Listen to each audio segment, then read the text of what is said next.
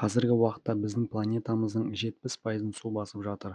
Дегенмен осы судың тек 1% ғана ішуге болады. Сонымен қатар жыл сайын су ресурстарын пайдалану мәселесі де күшейе түсуде. Су тіршіліктің негізі.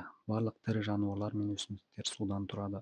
Тіпті адамдар да судан тұрады. Жаңа туған нәрестенің денесінің 80% су болса, егде жастағы адамдардікінде 50-60%-ға дейін су болады. Сіздерге адам денсаулығына судың 20%-сын ұсынамыз. Бірінші, иммунитет жүйесінің негізін салатын жілік майының түрлі ауруларға қарсылығын күшейтеді. Су, азық, дәрумен және минералдардың негізгі ескерткіші. Ағзамыз су арқылы магний, фтор, темір, йод, кальций секілді минералдарды алады. Су азық құрамындағы керекті элементтердің аздаған арттырады.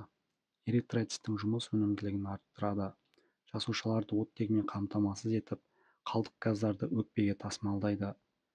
Буын қуыстарын негізгі майлаушы зат болып табылады. Омыртқа дискілеріндегі серпімділікті сақтайды және күшейтеді. Ішектердің жұмысын реттейді, майлануын қамтамасыз етеді. Дене температурасын реттейді. Су мидың функциялары үшін күш және электрлік энергия көзі. Жүрек ауруы мен сал болу, яғни паралич ауруынан сақтайды. Мидан бөлінетін гормондардың жасалуы үшін қажет. Су адам зейінін ашады, жұмыс өнімділігін арттырады. Судың ешқандай жанама әсері жоқ. Стресс пен депрессияны басады. Ұйқыны жөнге келтіреді, шаршағанды кетіреді, теріні жұмсартады. Көздерге жанар береді, ағзада қан жасауын реттейді. Инфекция мен рак ауруына қарсы иммунитетті күшейтеді.